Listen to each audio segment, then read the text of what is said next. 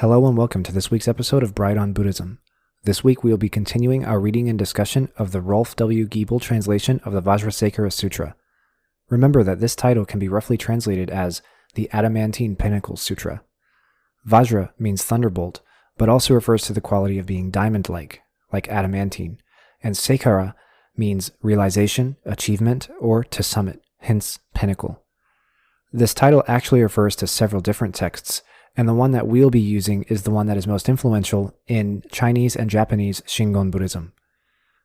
Fascicle 2 of the text is called Extended Rules for the Great Mandala.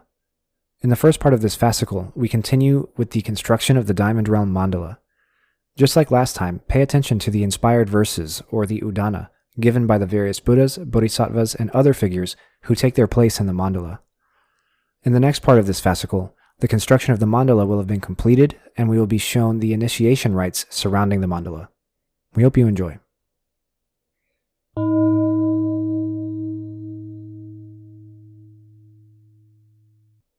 Fascicle 2. Extended Rules for the Great Mandala. Samadhi of the Supreme King of the Mandala, continued.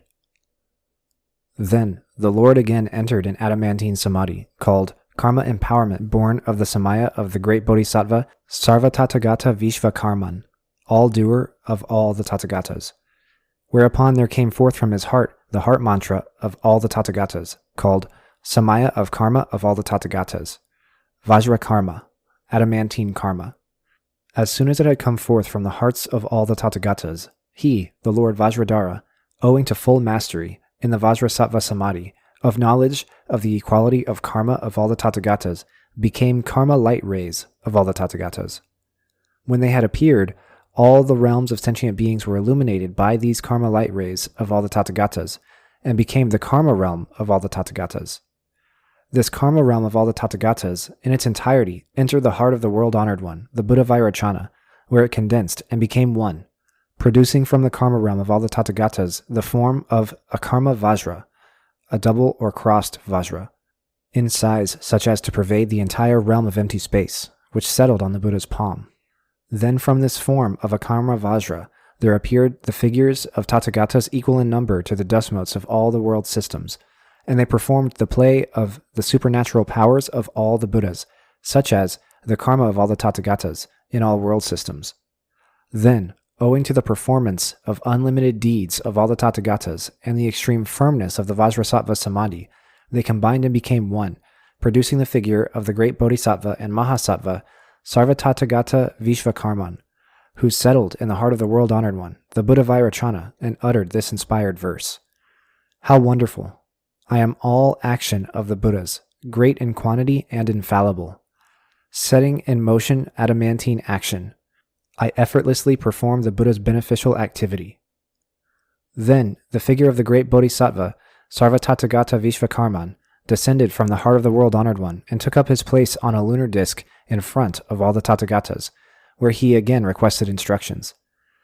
Then the world-honored one entered the adamantine samadhi, called Infallible Adamantine Samaya of all the Tathagatas, and so that all realms of sentient beings without exception might perform all siddhis and experience complete well-being and happiness, as well as for the accomplishment of the fruit of the knowledge of adamantine karma nature and the supernatural faculties of all the Tathagatas, he conferred upon the great Bodhisattva Sarvatathagata Vajrakarman the Samaya of the extended rules for all immeasurable and infallible actions, such as effecting all offerings in the form of the karma vajra.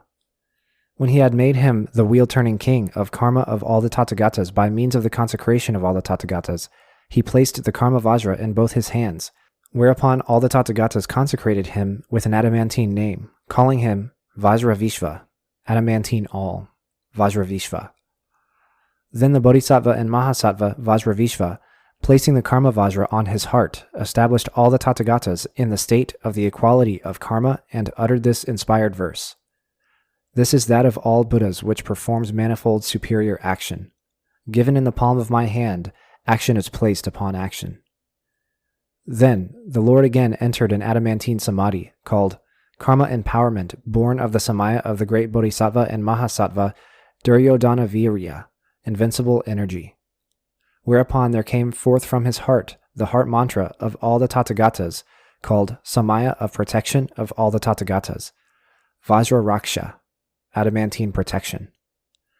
As soon as it had come forth from the hearts of all the Tathagatas, he, the Lord Vajrapani, became a multitude of firm suits of armor.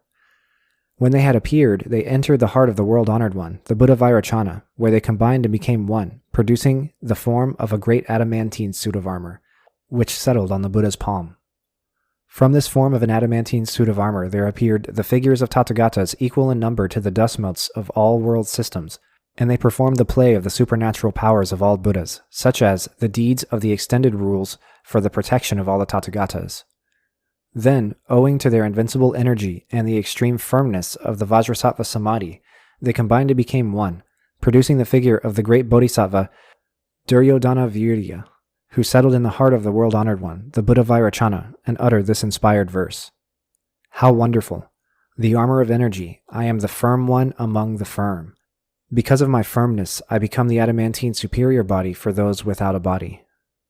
Then the figure of the great Bodhisattva Duryodhana Virya descended from the heart of the world-honored one and took up his place on a lunar disk to the right of all the Tathagatas, where he again requested instructions. Then the world-honored one entered the adamantine samadhi called firmness of all the Tathagatas, and in order to save and protect all realms of sentient beings without exception, and so that they might experience complete well-being and happiness, as well as for the obtaining of the fruit of the accomplishment of the adamantine body of all the Tathagatas, he conferred upon the great Bodhisattva Duryodhana Virya the samaya of the paramita of energy of all the Tathagatas, in the form of the adamantine armor, placing it in both his hands, whereupon all the Tathagatas consecrated him with an adamantine name, calling him Vajramitra, adamantine loving friend, Vajramitra. Then the Bodhisattva and Mahasattva, Vajramitra, clothed all the Tathagatas in the adamantine armor and uttered this inspired verse. This is the supreme armor of loving kindness of all Buddhas, the great protection of firm energy. It is called Great Loving Friend. Then the Lord again entered an adamantine samadhi called Karma Empowerment, born of the samaya of the great Bodhisattva and Mahasattva Sarva Mara Pramardin, he who crushes all maras. Whereupon there came forth from his heart the heart mantra of all the Tathagatas, called Samaya of expedient means of all the Tathagatas, Vajrayaksha, adamantine yaksha. As soon as it had come forth from the hearts of all the Tathagatas, he, the Lord Vajradhara, became a multitude of great tusk weapons. When they had appeared, they entered the heart of the world-honored one, the Buddha Vairocana, where they combined and became one, producing the form of an adamantine tusk, which settled on the Buddha's palm. From this form of an adamantine tusk there appeared the figures of Tathagatas equal in number to the dust motes of all world systems, and they performed the play of the supernatural powers of all Buddhas, such as all the Tathagatas' subjugation of violent anger. Then, owing to their excellent destruction of all maras and the extreme firmness of the Vajrasattva Samadhi, they combined and became one, producing the figure of the great Bodhisattva Sarvamara Pramardin, who settled in the heart of the world-honored one, the Buddha Vairocana, and uttered this inspired verse. How wonderful! I am the great expedient means, the loving compassion of all Buddhas, whereby those with a form of quietude assume a form of violent anger. Then the figure of the great Bodhisattva Sarvamara Pramardin descended from the heart of the world-honored one and took up his place on a lunar disk to the left of all the Tathagatas, where he again requested instructions. Then the world-honored one entered the adamantine samadhi called extreme anger of all the Tathagatas, so that all realms of sentient beings, without exception, might be granted fearlessness and experience complete well-being and happiness, as well as for the obtaining of the fruit of the supreme siddhi of the knowledge of great expedient means and the supernatural powers of all the Tathagatas. He conferred upon the great Bodhisattva Sarvamara Pramardin the samaya for subduing those difficult to subdue of all the Tathagatas in the form of the adamantine tusk weapon, placing it in both his hands, whereupon all the Tathagatas consecrated him with an adamantine name, calling him Vajrachanda, adamantine violent anger, Vajrachanda. Then the Bodhisattva and Mahasattva Vajrachanda placed the adamantine tusk weapon in his mouth, terrifying all the Tathagatas, and uttered this inspired verse. This is that of all Buddhas, which subdues those difficult to subdue. The adamantine tusk weapon, the expedient means of those of compassion. Then the Lord again entered an adamantine samadhi, called Karma Empowerment, born of the Samaya of the great Bodhisattva and Mahasattva, Sarvatathagata Musti, fist of all the Tathagatas. Whereupon there came forth from his heart the heart mantra of all the Tathagatas, called Samaya for binding the Vajras of body, speech, and mind of all the Tathagatas. Vajrasandhi, adamantine union. As soon as it had come forth from the hearts of all the Tathagatas, he, the Lord Vajradhara, became the binds of all seals of all the Tathagatas. When they had appeared, they entered the heart of the world-honored one, the Buddha Vairocana, where they combined and became one, producing the form of an adamantine bind, which settled on the Buddha's palm. From this form of an adamantine bind, there appeared the figures of Tathagatas equal in number to the dust motes of all world systems, and after they had appeared, they performed the play of the supernatural powers of all Buddhas, such as the knowledge of seal binding of all the Tathagatas in all world systems. Then, owing to their excellent binding of the fist of all the Tathagatas and the extreme firmness of the Vajrasattva Samadhi, they combined and became one, producing the figure of the great Bodhisattva Sarvatathagata Musti, who settled in the heart of the world-honored one, the Buddha Vairocana, and uttered this inspired verse. How wonderful! The very firm bind. I am the Samaya of the firm ones. In order to accomplish all the mind's desires, even the liberated are bound. Then the figure of the great Bodhisattva, Sarvatathagata Musti, descended from the heart of the world-honored one and took up his place on a lunar disk behind all the Tathagatas, where he again requested instructions. Then the world-honored one entered the adamantine samadhi, called Samaya of all the Tathagatas, in order to cause all the Tathagatas and divinities to appear and effectuate all siddhis in all realms of sentient beings, without exception, and so that all realms of sentient beings might experience complete well-being and happiness, as well as for the obtaining of the fruit of the supreme siddhi of lordship in the seal of the knowledge of the omniscient one of all the Tathagatas. He conferred upon the great Bodhisattva and Mahasattva Sarvatathagata Musti the Samaya of the seal of all the Tathagatas in the form of the adamantine bind, placing it in both his hands, whereupon all the Tathagatas consecrated him with an adamantine name, calling him Vajramusti, adamantine fist, Vajramusti. Then the Bodhisattva and Mahasattva Vajramusti bound all the Tathagatas with the adamantine bind and uttered this inspired verse. This is the seal bind of the Buddhas, great and firm. In order to accomplish quickly all seals, the Samaya is not transgressed. Action of the extended rules for offering of all the Tathagatas. Firm armor of great energy of all the Tathagatas. Great expedient means of all the Tathagatas. And knowledge of the binding of all seals of all the Tathagatas. These are the great karma sattvas of all the Tathagatas. Then the Tathagata Akshobhya, having accomplished the world-honored one Vairocana's knowledge of all the Tathagatas, entered the adamantine samadhi, called adamantine empowerment, born of the Samaya of Vajraparamita, adamantine perfection, in order to seal the knowledge of all the Tathagatas, whereupon there came forth from his heart the seal of all the Tathagatas, called adamantine Samaya of all the Tathagatas, Sattva Vajri, adamantine one of being. As soon as it had come forth from the hearts of all the Tathagatas, there appeared light rays in the shape of Vajras. From the tips of these Vajra-like light rays, he, the Lord Vajradhara, became transformed into the figures of Tathagatas equal in number to the dust motes of all world systems and sealed the knowledge of all the Tathagatas. Then they again combined and became one, producing the form of a great Vajra equal in size to all world systems, which took up its place on a lunar disk in front of the world-honored one, the Buddha Vairocana, and uttered this inspired verse. How wonderful! I am the Sattva Vajra of all the Buddhas, and firm. On account of my firmness, I have no body, yet because of that, I have obtained the adamantine body.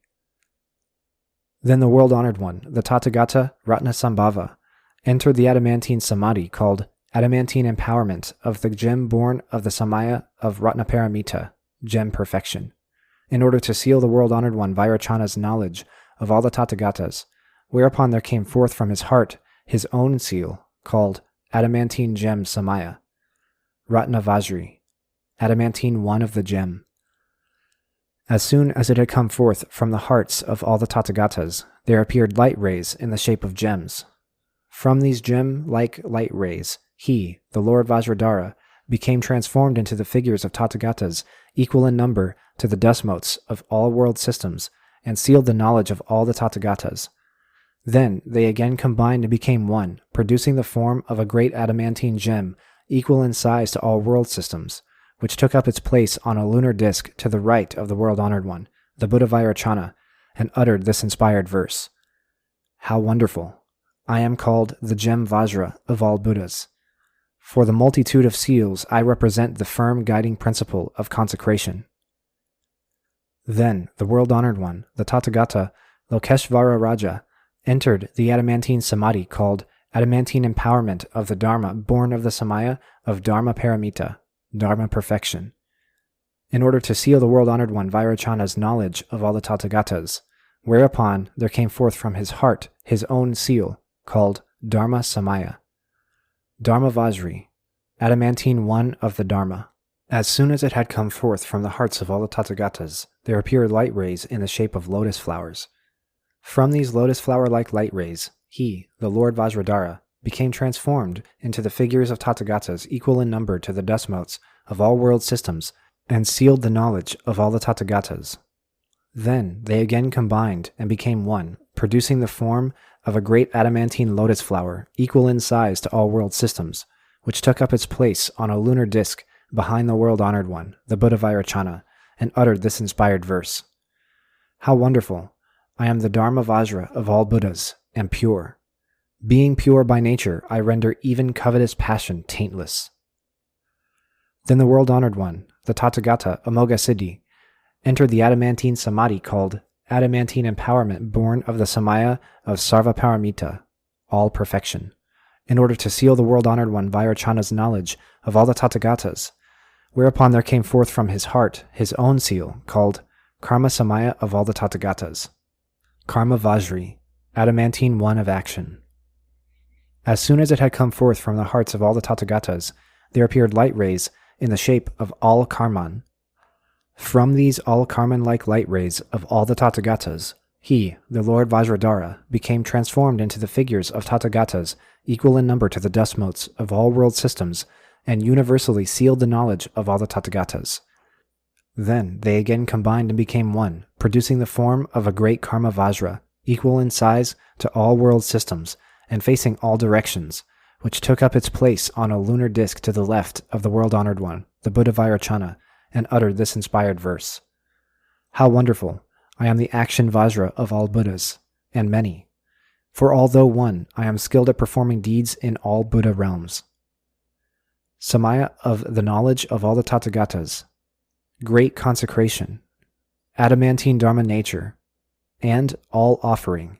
These are the great paramitas of all the Tathagatas. Then the world-honored one, the Buddha Vajrachana, again entered an adamantine samadhi, called born of the Samaya of delight offering of all the Tathagatas, whereupon there came forth from his heart a great goddess of the family of all the Tathagatas, Vajralasye, adamantine play. As soon as she had come forth from the hearts of all the Tathagatas, there appeared Vajra seals. From the tips of these Vajra seals, he, the Lord Vajradhara, became transformed into the figures of Tathagatas equal in number to the dust motes of all world systems, which combined again and became one, becoming the great goddess Vajralasya, adamantine play. Vajrasattva's consort, who resembles Vajrasattva, possesses all physical features, manifold forms, colors and modes of deportment, and all articles of adornment, and embodies the family of all the Tathagatas. She then took up her place on a lunar disk to the left side of the mandala of the world-honored one, the Tathagata Akshobhya, and uttered this inspired verse. How wonderful! Among the offerings of the Buddhas, there is none to compare with me. For through the offering of covetous passion, I am able to effect all offerings. Then the world-honored one Vairachana again entered an adamantine samadhi called born of the Samaya of gem garland consecration of all the Tathagatas, whereupon there came forth from his heart a great goddess of the family of all the Tathagatas, Vajramale, adamantine garland. As soon as she had come forth from the hearts of all the Tathagatas, there appeared great gem seals.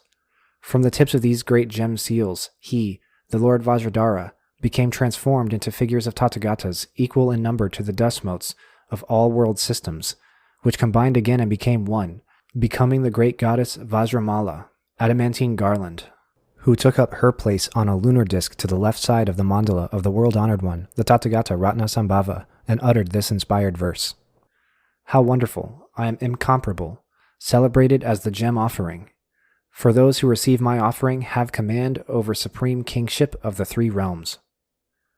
Then the world-honored one Vajrachana again entered an adamantine samadhi called Born of the Samaya of Song Offering of all the Tathagatas, whereupon there came forth from his heart a great goddess of the family of all the Tathagatas, Vajragite, adamantine song. As soon as she had come forth from the hearts of all the Tathagatas, there appeared the Dharma seals of all the Tathagatas. From these Dharma seals of all the Tathagatas, the Lord Vajradhara became transformed into the figures of Tathagatas equal in number to the dust motes of all the world systems, which combined again and became one, producing the great goddess Vajragita, adamantine song, who took up her place on a lunar disk to the left side of the mandala of the world-honored one, the Tathagata Lokeshvara Raja, and uttered this inspired verse. How wonderful! Consisting of song, I make offerings to all seers, on account of which they delight in these offerings, even though all dharmas are like the response of an echo. Then the world-honored one, Vajrachana, again entered an adamantine samadhi, called Born of the Samaya of Dance Offering of all the Tathagatas, whereupon there came forth from his heart a great goddess of the family of all the Tathagatas, Vajranirte, adamantine dance. As soon as she had come forth from the hearts of all the Tathagatas, there appeared extended rituals of dance of all the Tathagatas. From these rituals of dance offering of all the Tathagatas which had appeared, he, the Lord Vajradhara, became transformed into the figures of Tathagatas equal in number to the dust motes of all world systems, which combined again and became one, producing the great goddess Vajranirtya, adamantine dance, who took up her place on a lunar disk to the left side of the mandala of the world-honored one, the Tathagata Amoghasiddhi, and uttered this inspired verse. How wonderful! I am a vast offering for those who perform all offerings. For through the ritual of the adamantine dance, the Buddha's offering is established. Samaya of unsurpassed well-being and happiness of all the Tathagatas, garland of all the Tathagatas, chant of all the Tathagatas, and unsurpassed performance of the active offering of all the Tathagatas. These are the secret offerings of all the Tathagatas.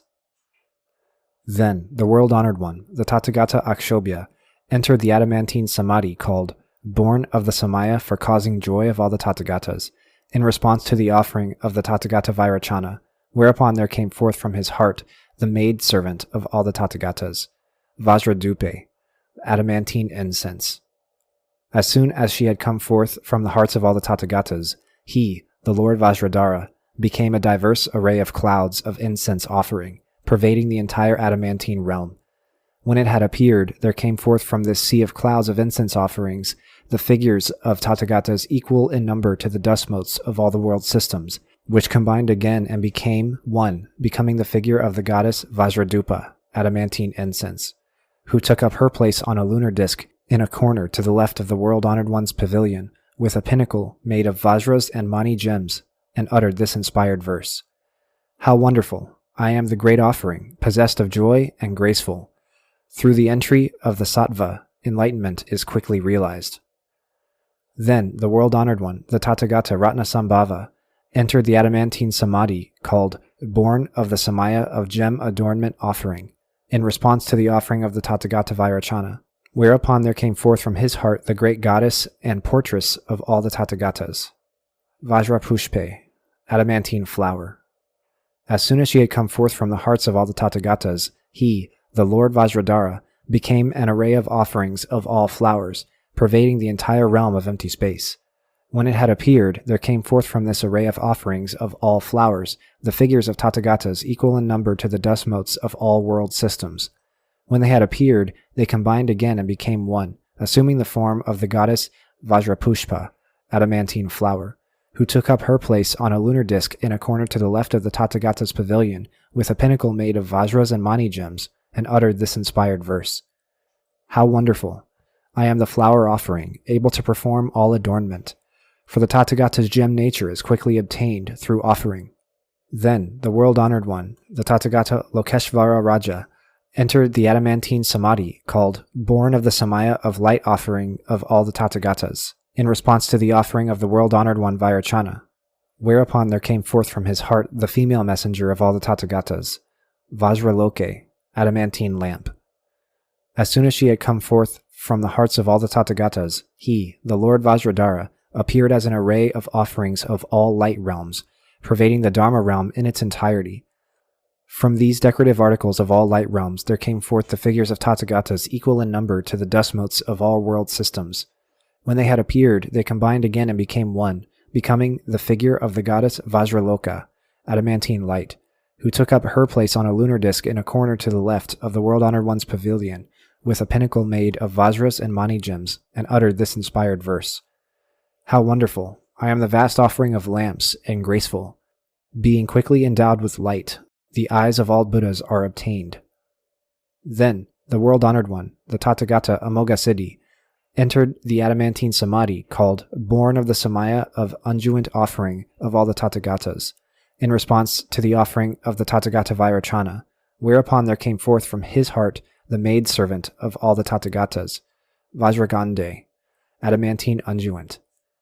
As soon as she had come forth from the hearts of all the Tathagatas, he, the Lord Vajradhara, appeared as an array of all unguent offerings, pervading the entire Dharma realm.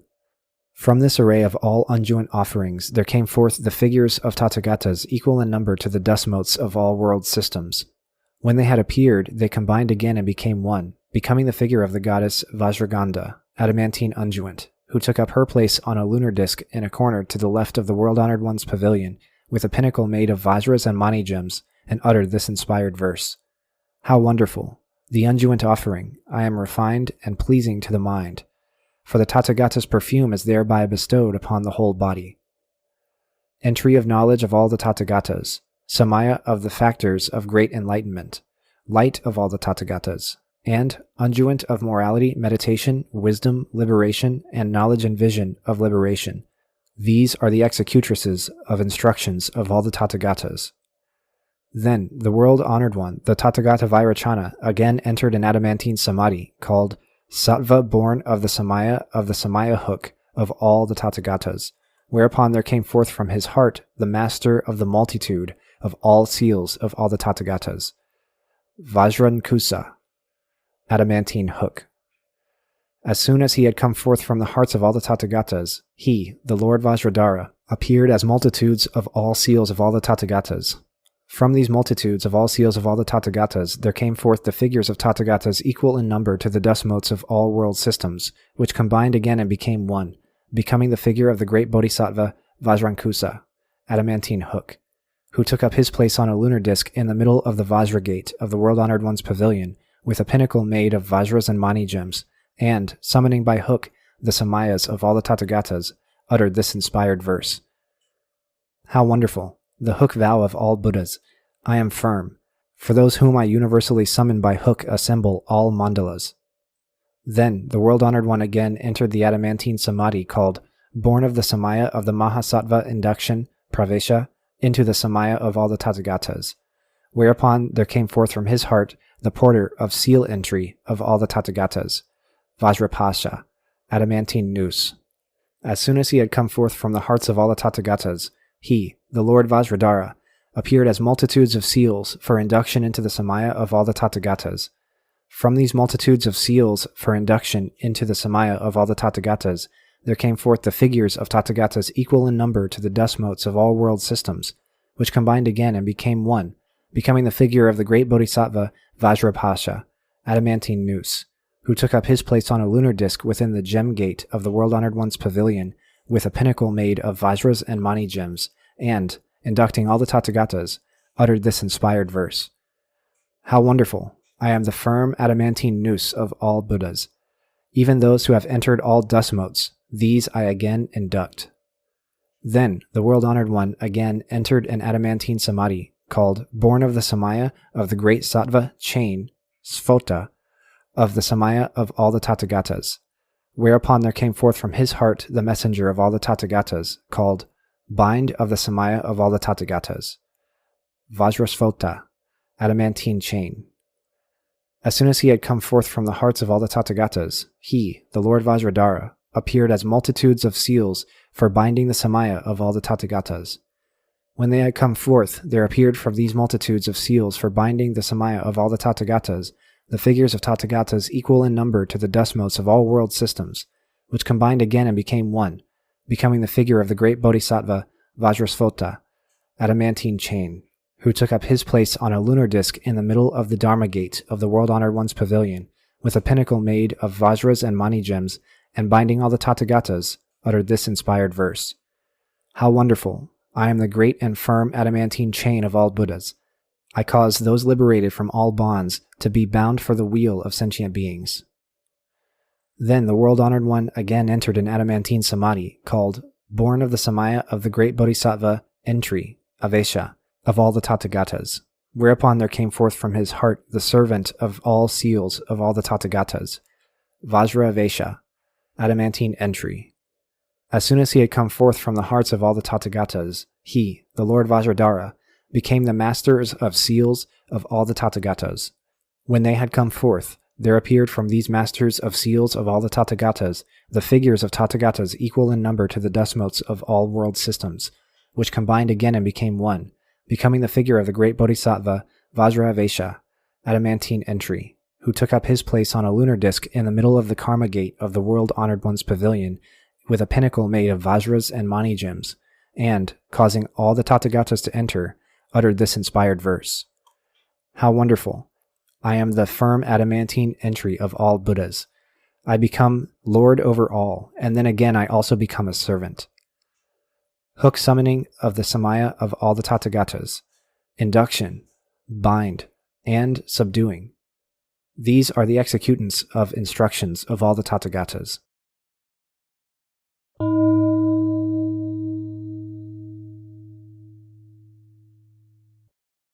So that was Vajrasekhara Sutra, Fascicle 2, Part 1. Docs, any questions? So I suspect this is going to be another short one because it's pretty similar to what we were talking about last time on this series. In fact, it's basically using the same formula for everything. So a lot of what we talked about last time carries over into here. However, there are a few things I noticed and a few things that this is kind of knocked me into asking about that we can add on to last week's. So, first of all, just a matter of confusion at this point. Most of these start with either talking about the World-Honored One or Vairochana entering a adamantine samadhi. But I noticed that a couple of these sections, it changes who's actually producing the images. Like, I noticed it was Akshobhya at one point, Ratnasambhava. Like, there's a couple of spots where the person creating the piece of the mandala changes. Is something going on there, or is that just there to trip up memorization? So the difference is primarily one of whose house the figure or the member of the mandala is going to sit in, or I guess, if it's going to be near that house or not. So whenever you see it as Vairochana, usually the figure is going to be close to the center of the mandala. And whenever it's Akshobhya or Ratnasambhava, it's going to be in a cluster either above or to the right or left or below Vairochana, closer to that mentioned figure. Gotcha.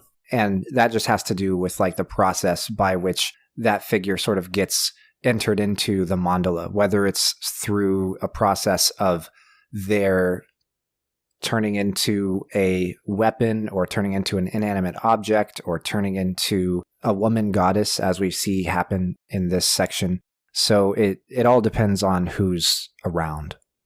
Okay, so that's kind of an origin point for the actual image that's being portrayed here. So the figure that starts with Akshobhya would be in Akshobhya's or near Akshobhya's square in the actual artwork. That's right.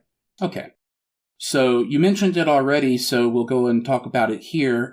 We have goddesses for the first time in this sutra here.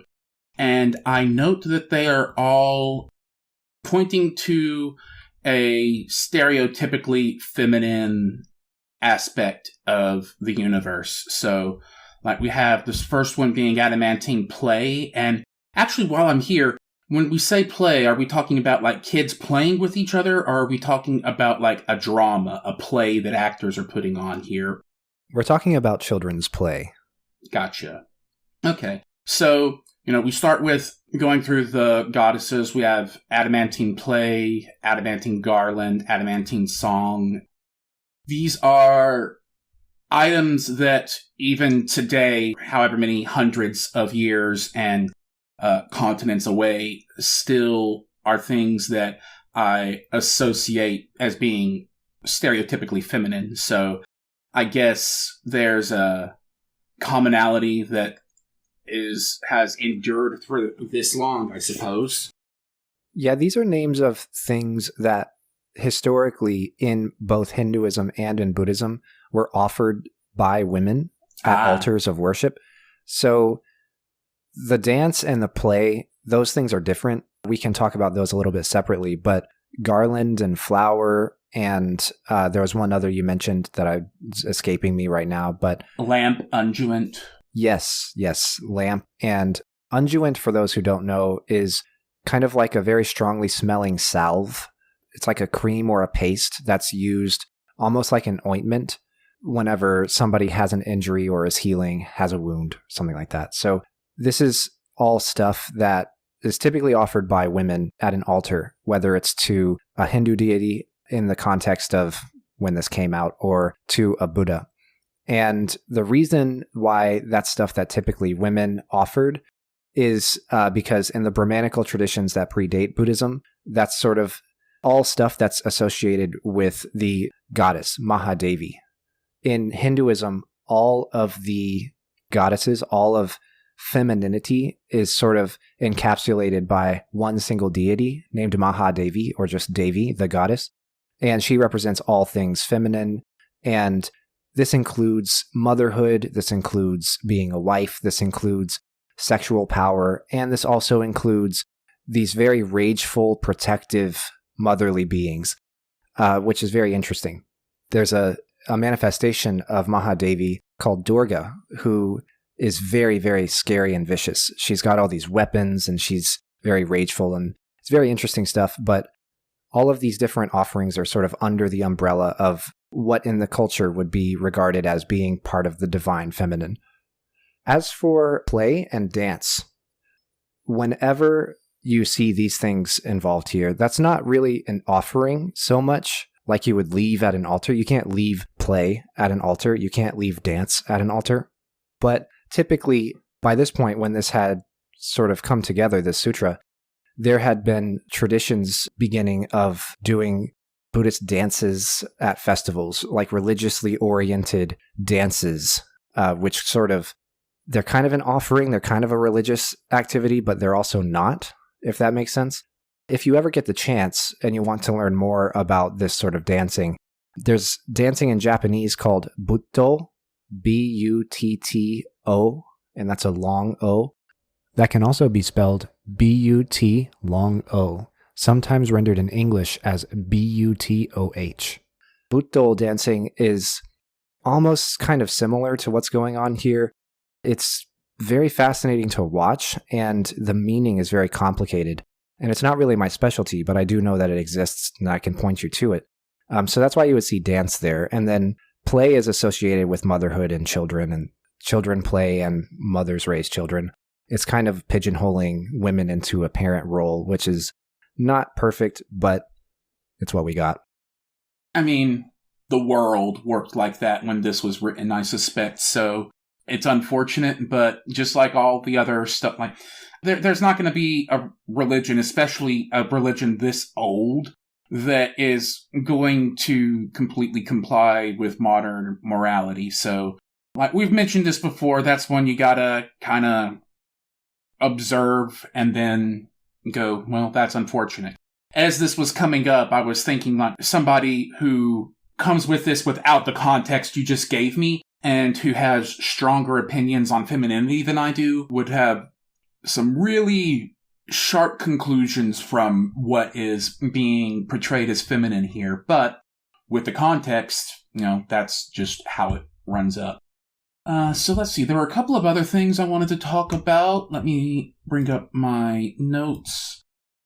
So, at one point, tusk weapons are brought up. I forget the figure who is talking about them, but I'm guessing these are supposed to be fake teeth that he puts around his mouth because that's how he's using these to scare the assembled. So, I'm guessing it's something that's more a costume piece than perhaps a weapon. So yes, these tusk weapons are adaptations of ivory weapons that you would harvest from an elephant. Gotcha. And they're not actually something you would use in battle necessarily because you'd have to put them on your face. And humans just don't fight by running on all fours and ramming sharp objects on their head and face into each other. It's more of an attempt to look menacing, if that makes sense. It does. Tusk weapons would be used by somebody who's a Raja, someone who's very royal, because in Brahmanical traditions and Hindu traditions, the elephant is sacred and only kings can be associated with it. So it's almost like affording status while at the same time affording ferocity and skill in battle. All right. The last thing that I wanted to poke at a bit, they use the word sealed here a lot. So it's and seal the knowledge of all the Tathagatas. And they're they talk about sealing things a lot, and I am not sure what they mean by the verb there. When I think of the verb to seal something, it's seal it away. It's inaccessible if it's sealed. And I don't think they're actually trying to hide or seal away this knowledge, so I don't understand what they mean by the verb there. No, that's a really good question. And it will address why we call this esoteric Buddhism. When they say sealed, when they say they seal this knowledge, they are doing a couple of things. One thing they're doing is they are investing the mudras and investing knowledge of the mantras and investing knowledge of the mandalas with Buddhahood, with Buddha nature, if that makes sense. They're the only comparison I can really think of is in fantasy books. If you want a magic weapon, you go to a blacksmith and get a weapon made, and then you, after that, go to a mage or a wizard or a witch, and they do magic on it to invest it with more power than just whatever power the weapon has by itself. So if it's a sword, it doesn't just cut, it also has fire damage. It also has whatever. So this is sort of where the mudras, the hand poses and body poses, and where knowledge of the mantras, the speech, and where knowledge of the mandalas, or knowledge of the mind, sort of gets divinely invested and divinely protected. So not only is it invested with Buddhahood and Buddha knowledge, but it's also sort of put behind a wall where you can only access what it's invested with over time. That has to be revealed to you by your Dharma master or by meditation and practice. So theoretically, if someone just came up to you and taught you a mudra, and you've never heard of Shingon Buddhism, esoteric Buddhism, you've never heard of this theory of mind, speech, and body, you don't have any idea what's going on. Of course, you won't know what the significance of that mudra is, and you won't know what doing that mudra does. But if you have this knowledge revealed to you, if it's unsealed for you through your meditation and through your practice, then now you sort of are reaching enlightenment step by step. You're sort of understanding what all this stuff means over time. And so it's secretive, but it's not secret as much as it's interior to the enlightened mind. Whenever we talk about esoteric Buddhism and the secret knowledge within, we always say secret in English. We always say secret or concealed, but that kind of makes it seem like they know something that we don't know. It's more something that we can know, but we don't know right now because we're not enlightened. We're not practicing. We're not enlightened or any of the stepwise spiritual advancements that come with becoming enlightened and trying to become enlightened. So it's stuff that is revealed to us inwardly and is unsealed by our Dharma masters. So it's different than just purely secret. It's different than something that I can know and you cannot know. It's different than something that I know and that I'll never tell you. These mudras and these mantras and these mandalas, it exists within Shingon Buddhism, this theory similar to Shakespeare and monkeys and typewriters. They're like saying to themselves, okay, sometimes people might make these mudras. Sometimes people might chant these mantras. And sometimes people might make something like a mandala or come to knowledge of something like a mandala. And that just happens because it's the law of large numbers. Like if you have a population large enough, that stuff will happen. And because of this sealing, that won't be meaningful unless you access the knowledge of the meaning and the importance and the action of those things revealed to you through practice and study. Okay.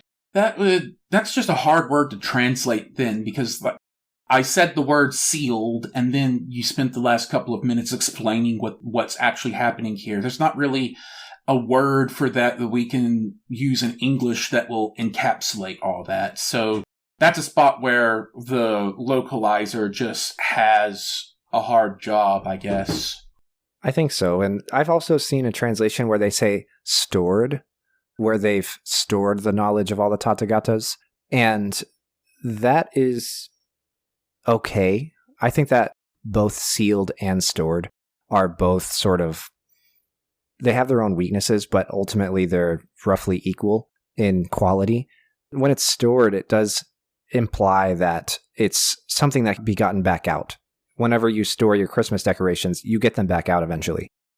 So like it's stored, that means it's not gone. That means it's not all held by my hands and you can't get to it at all, and it's all mine and none of yours. So that's one strength. But the weakness of it is that it doesn't really imply any of the secretness that comes with this sort of esoteric knowledge. It doesn't imply directly that this is stored, but you can't just go to the closet and start rummaging around if you're not ready yet. It doesn't imply you need that stepwise knowledge and have these things transmitted to you officially in order for it to have an impact and be meaningful. It's almost like whenever you're applying for grad school, you need sealed transcripts from your university. You are responsible for that information that's in there, in that you're responsible for your grades. And you might even have, like, if you're good at checking your grades and whatnot, you might have an impression of what that information is, but as soon as you unseal it, then it becomes unofficial and you can't use it for grad school anymore because you've looked at it. And there's the chance that, in the grad school context, there's the chance that you've altered it, right? And you're lying, and that's why they won't take it. But that's not what's happening here. It's just that as soon as you unseal it and you look at it, you might be led astray. You might come to know something or come to a conclusion that's wrong. And so that's why it's officially sealed. So I think that the transcript metaphor works better than either sealed or stored. Gotcha. Makes sense. One last thing I wanted to ask about, the word cities comes up in this, and I'm having a hard time finding a definition for that. It might be one that we've talked about before and I've just forgotten, but... Yeah, no, that's okay. That's one we talked about last time, and that one is a spiritual power. It's the success born of perfecting a spiritual power. So whenever somebody has the power to duplicate themselves or to go through walls or to preach in different realms, such as the realm of hungry ghosts, those are all siddhis, Siddhis. There are lesser ones, like I mentioned, going through walls and duplicating oneself and walking on water. And there are higher ones, like going to different realms and changing your form from human into something else, etc. Yeah, I just found in the document, doing a search, where it clarifies siddhi to mean accomplishment, and that is not what you just described. So, again, translating some of these words is just tricky. I think that accomplishment works as a very vague translation, in particular because some of these siddhis don't have an obvious superpower aspect to them. Sometimes they're an accomplishment of the Dharma. It's a spiritual advancement. So if you were to advance from one level of bodhisattva to the next level of bodhisattva, then that's got a set of siddhis associated with it. But the ones we're most familiar with in the West, if we're going to be familiar with any of them, are going to be the supernatural powers that come from spiritual advancement. So it does kind of cover both. All right. That covers the stuff I wanted to poke at. Is there anything I missed that you want to talk about? Just a couple of things in our notes as far as translation goes and as far as sort of localization goes. So I thought that it would be good for me to mention what yaksha is. Yakshas are a broad class of nature spirits that are usually benevolent, but they can sometimes be very mischievous and they can be kind of tricky. And they're usually connected with water, fertility, trees, the forest, wilderness, all these earthy type things. They're earth spirits. They're very similar to the kami in Japan, although there is no historical or liturgical connection. We shouldn't think that because there's yakshas in India, there's kami in Japan. It's not quite like that. They're just a similar type of being analogous to the kami in Japan. So sounds a bit like fairies in European folklore. Exactly right. In indigenous religions all across the world, there's something like this, usually an earth spirit or a nature spirit, an earth figure that is associated with these things, and they have certain powers, certain abilities. They can't be seen by everyday people on a daily basis. They come up in Buddhism sometimes because oftentimes they are being preached to at the same time as human beings are being preached to, and because they are even sometimes given the duty of protecting the Dharma. And in fact, we've talked about this before once or twice, I think, but there are these 4 gods in Buddhism that come from Hinduism, and one of them has an army of yakshas, and another has an army of rakshasas, which are different, and another one has an army of hungry ghosts, I think, and so on and so forth. These are, in Japanese, the Shiten no, or the 4 heavenly kings. You'll see these at Buddhist sacred sites, usually, one to the north, east, southwest. And one of them has an army of yakshas, which are, how they sort of fight, how they protect the Dharma. So that's why they come up. And I also see here, you have in your notes, all karman. Did you have a specific question about that one? It was more of a matter of me looking at that word and not really not getting it. It's in my notes. I didn't mention it earlier just because it didn't come up enough to really seem that important. It's a good one to mention nonetheless, because for one thing, sometimes in this sutra, you'll see karman instead of karma. And you should know, of course, that's the same. Karma and karman are 2 different grammatical renderings of the same word. And of course, they mean karma, like Buddhist karma, but also they can be used contextually to mean action, just any action that's done by anybody. And when we see this all karman, we actually are thinking of that context. So all karman is like all action. So everything that a Buddha does, or everything that everyone in all of reality does, falls under this purview of all karman. And so you'll see that being purified. You'll see that being sanctified in the sutra. You'll see that being sealed in the sutra. And the reason why is that basically the work of these Buddhas and Bodhisattvas is to purify the actions of everybody, everywhere, across all time. And that's sort of how Buddha nature is different in esoteric Buddhism than in other schools of Buddhism. It's sort of done unto people and done unto sentient beings in esoteric Buddhism by means of sort of this sutra. Whereas in other cases, you're born with it way back in the measureless past. You've achieved enlightenment way back in the measureless past, and you still have it. You've just fallen back from it, and you need to regain it through study and practice. In esoteric Buddhism, there is that, especially with Shingon Buddhism, which is a Mahayana school, but also in Vajrayana, this idea is that Buddha nature is sort of happening because the work of the Buddhas is to purify all of our actions. The last thing I wanted to mention before we wrap up is the presence of the inanimate objects and emotions and concepts and actions that come up in the mandala. So you'll have karma, protection, union, play, dance, incense. All of these things and more get their own position in the mandala. And the reason why they have that is that the point of the mandala is to express that everything in all of our reality is captured by the mandala. The whole universe is represented in the mandala. And everything in the universe in esoteric Buddhism is regarded as being enlightened or enlightening to somebody or something. So the things that are mentioned in the sutra are mostly wholesome or neutral, but sometimes there's unwholesome things. There's anger and rage and hate that get sanctified in the mandala. And all of these things speak to Vairocana's knowledge of what every single sentient being everywhere needs to see or needs to experience in order to become enlightened. And the reason why these things can still happen in a enlightened universe is because Vairocana, who is the universe, is by definition incapable of exhibiting truly unwholesome traits, only seemingly unwholesome ones.